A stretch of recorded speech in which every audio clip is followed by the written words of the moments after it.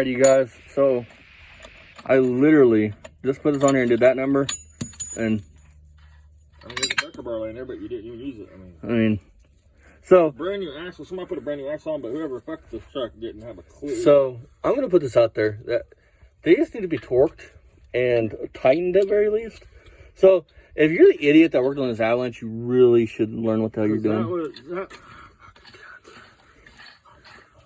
You want to tighten it up so it does? Guys, so check this out. You can't make this shit up, dude. So we knew this was loose, right? I showed you guys that. Now check this out.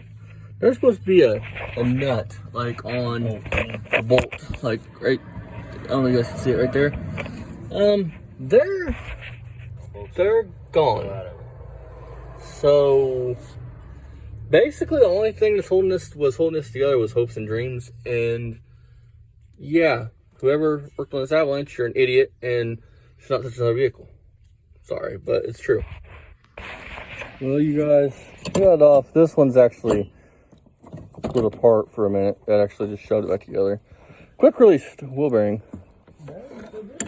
Bearings are still good, but these bolts here were completely gone. There's one here, and your axle nut, that was literally all I was holding it on, versus your tire coming completely off. As you guys can see. It's not supposed to be like that. It's supposed to be one continuous bearing. Welcome back, you guys. So this video is Dad's wheel bearing on his 03 Avalanche. Not as pulling apart, just the carnage that we found. For one thing, the gentleman that we traded the Avalanche and this, we got the Avalanche and this, and we got traded a 454 SS for. If he's the one that did that, I don't know if he is, but if he's the one that did that, it really scares me that I traded him a 454 SS that was pretty badass. Because if he does work like that, that truck is probably totaled right now. Because that is dangerous. When you do wheel bearings, first of all, the 3 bolts that hold on your wheel bearings, Loctite those. Your axle nut, torque it. Torque the 3 bolts that also put Loctite on the 3 bolts and torque them to whatever specifications the manufacturer for your vehicle says. Do not just tighten them like that, because they can back out. And if that backs out, that can be very dangerous. As we've seen on this, that axle nut was loose, very loose, to where when Dad went and rented the OER socket nut thing, I put on there and basically just spun it off with my hands. No ratchets, no nothing. So torque that. Torque your axle nut, because the only thing that was holding that freaking wheel bearing on was one of the wheel bearing bolts that actually hold it to your car, and then the axle nut. And the axle nut was loose. If that stuff would have came apart, your wheel goes off the car, and that's dangerous. So again, Loctite the 3 bolts that hold your wheel bearing on, torque them, torque your axle nut.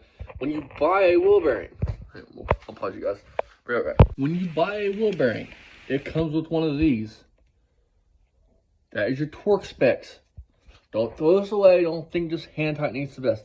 Torque this stuff. Everyone that I've ever bought, no matter if it's online or at the auto parts store, for a wheel bearing comes with a red slip like this that tells you the vehicles that fits and your torque specs. Torque your axle nut. Because on a front wheel drive car, that is what literally propels your car. You don't have a drive shaft. You have basically a CV shaft. There's some right there. You basically have a CV shaft, which is your drive shaft, essentially. So you get these, torque your axle nut, Loctite the 3 bolts that hold on your wheel bearing, or even if it's 4 or 5, whatever holds your wheel bearing on. Everyone I've ever worked on was 3. So Loctite those, torque your axle nut, and you'll be good. Now that is replaced. You guys saw you guys will see the carnage that is left from this. This could have been dangerous. This thing started making noise when I was like an hour and 30 minutes north of where I live. And if that tire would have came off doing 50 on those roads, I would not be here today. So good thing Dad jacked it up when he did and checked, because that would have been bad. You go 50 miles an hour and your tire come off your car, you're probably rolling or flipping.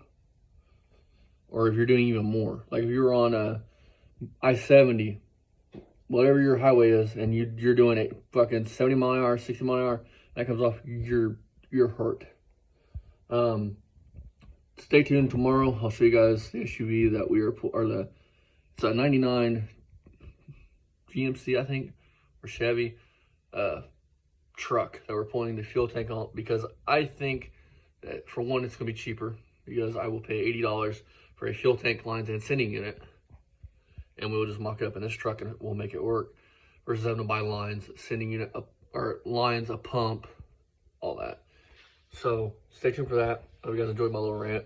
Again, be safe, don't be an idiot, and do things right. I'm not known for being the most safety conscious person, but on something like that, that is borderline dangerous. It's like, in my opinion, drag racing a fast car without a drive shaft safety loop. Bad things can happen if your drive shaft comes out of your car on your drag car. You would be doing this number instead of straight. But anyways, I'm gonna hop off here. Thank you guys for watching. See you guys next time. Bye-bye.